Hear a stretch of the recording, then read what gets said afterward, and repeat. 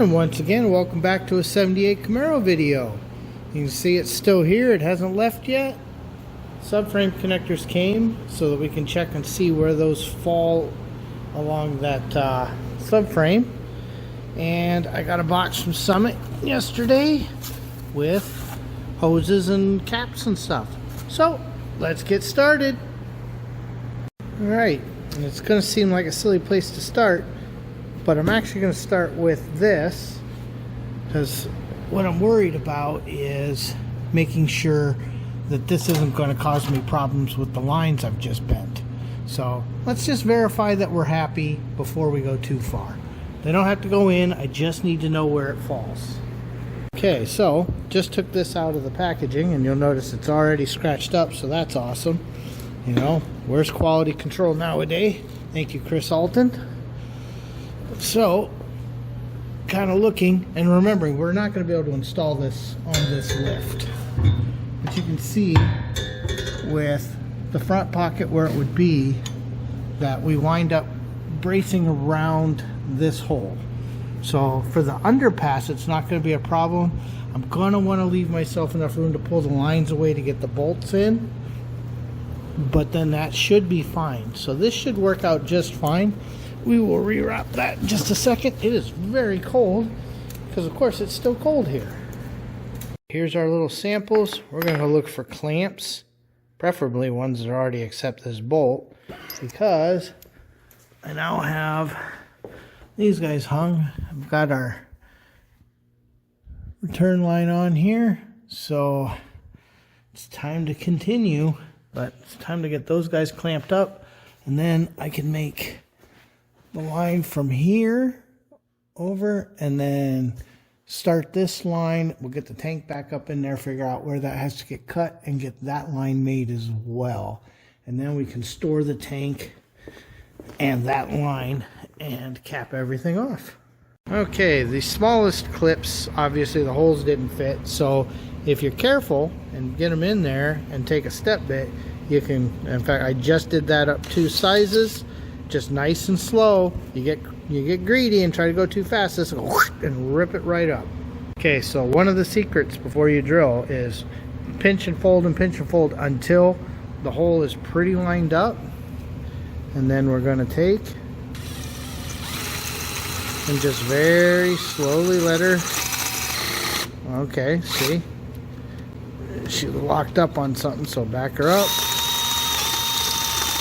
Okay, and then check your size. I think I gotta go one more step, and I do, but that's the concept right there.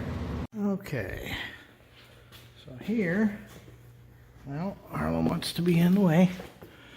Okay, so from this point up, we'll get heat sleeve when we're done, but obviously we don't have an engine or anything in the way. As you can see, we're coming around, we're clamped, nice and safe. This is all nice and safe. This will come off when we put the subframe connector in. So I left a little bit of slop there. And then after the subframe connector's in, we'll probably have to change that to something else, but we'll deal with that then. This point should be good.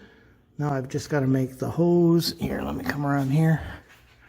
That goes from here to here. And then we can put the tank in, find the dimensions to make this hose. And remember, we have that tank, or that hose on the tank that should go to right here, and then that'll be that. Okay, so here is the length if we do 2 straights. So let me pop one of those off and get it on there, verify it. We'll cut a sleeve and get these ones together. Once again, this tool is invaluable, although it's funny, when we're taking these little guys out, one broke right off, so they are a little snug. Okay, so here is that line ready to go up. Let's get that up there. Okay, we're getting ready to set this up here so that we can find those 2 lengths.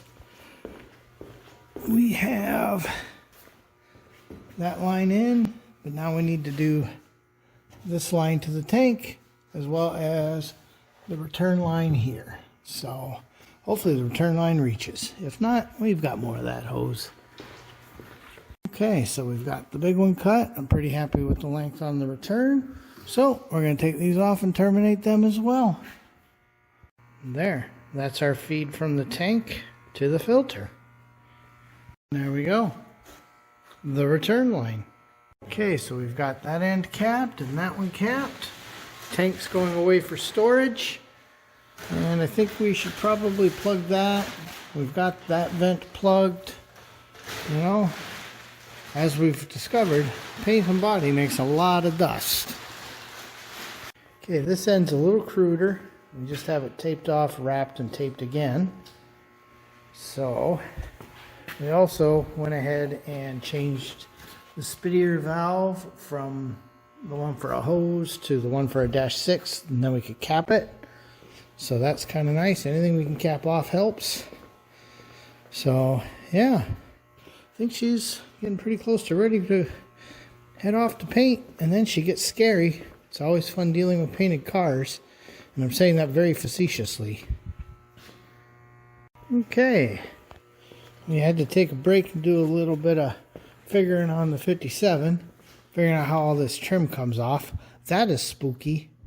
And that inner door frame thing, that's also rather spooky to get off. But we did it. Anyway, I think we're going to wrap up the 78 Camaro for tonight. It is ready to head off to paint. I feel a little better that the fuel lines have been figured. And we know how that's going to go. But I don't want to send it with the tank. I don't want them to get it full of crap. And don't want any issues. And also don't want it to get painted. So, that's how that's going to go. Anyway, we'll toss it over to ShopRex. Thanks for watching. Please like, comment, and subscribe. Remember, even ShopRex needs to pay attention to what he's doing.